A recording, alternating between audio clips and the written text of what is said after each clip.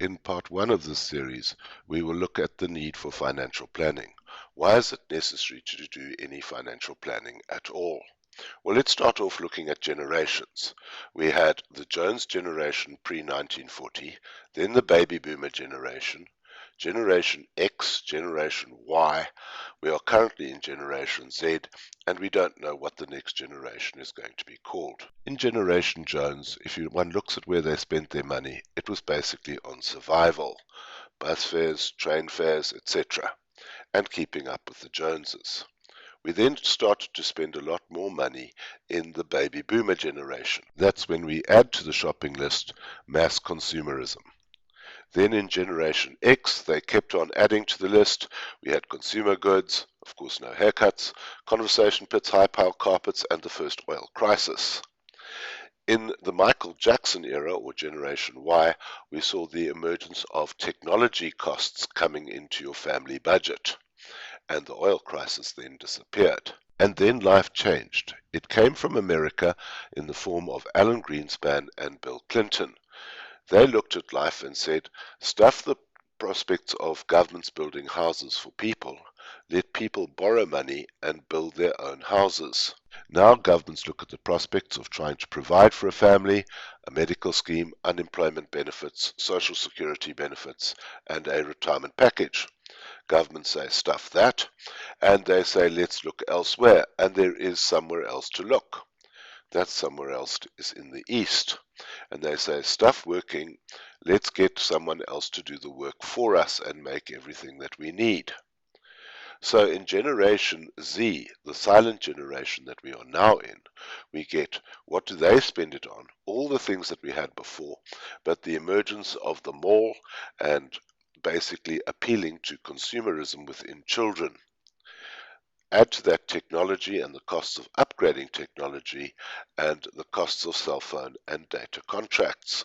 One can see that the family budget is being strained more than ever. Energy costs have gone through the roof in the last 5 years. One can see there the consumer price index in red, mapped against petrol and oil in purple and electricity in blue. So when one gets to the next generation, one says, well, who is the next generation? Let's call that Generation Bieber. The biggest difference in Generation Bieber will be life expectancy. In Generation Jones, people lived for about 60 years, but a Bieber born today will live for more than 100 years. So when one looks at family finances, one finds that in the past, each generation has been paying for the next generation as we've gone along.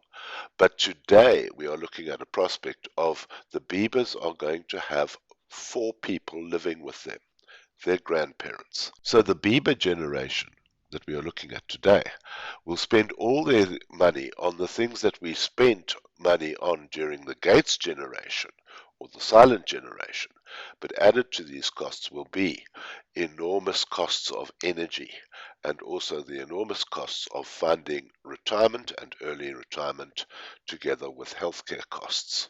So if financial planning can be pictured as a suspension bridge, we spend the first 23 years getting educated, then 23 to 35 getting started, that's where you spend all your money on consumer goods. You accumulate wealth from age 35 to 65, and then you retire for 20 years post 65. The problem that is emerging today is that parents are in the category 23 to 35, but they are having to provide for their own parents who are just reaching retirement, as well as their children who are in education. Thus they have become the meat in the sandwich. This is a very frightening prospect. Introducing the domino family. Domino 1 is you. Then you acquire a spouse. Then you acquire 3 children, money, more money, and even more money. That was the old family. But the new families that are emerging have 2 sets of grandparents up the top. And the danger of this is that when one looks at the phases of financial planning, we spend 23 years getting educated as we did before. Then we carry on in the getting started phase until we are 55, and then spend 5 years providing for a retirement which is going to last for 20 years plus. It simply leads to an unbalanced suspension bridge which clearly doesn't work. with the parents sitting in the middle as the meat in the sandwich. So the domino family starts to rock. First dad rocks, then mom rocks, then the kids rock, and before we know it, the whole family's in a flat spin. That's what we're trying to avoid. Added to this is the problem of the sheer number of people that live in South Africa today. We have 1.4 million disabled people, then we have 2 million AIDS orphans, and we are already up at nearly 6% of the population. Then we add in 10 million children who are on child grants and 8 million children who are not on child grants. Add on 2 million old age pensioners, and we've got to nearly half the population. Then we add in 4 million unemployed people and 10 million people who are economically inactive. That's 75% of the population. This leads the remaining quarter to provide for the rest in South Africa, and 9 million of them have a job, yes, but they are below tax threshold, so they do not pay any personal income tax at all. Then we have a working class where the prospective graduate is going to live. There are 3.3 million, less than 1 in 10 of South Africans are in the working class. And then finally, we have the fat cats where a graduate should be aspiring to ultimately end up, but there are a mere 150,000 of them in South Africa. That's the tiny little red sliver up the top. So the moral to the story that we're looking at in starting off with financial planning is, why did we get educated in the first place? We got educated so that we could become economically self-sufficient.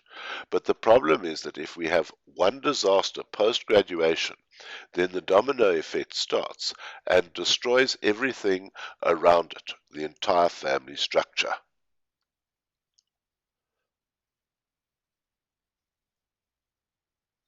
This video is brought to you by the Sanlam Foundation.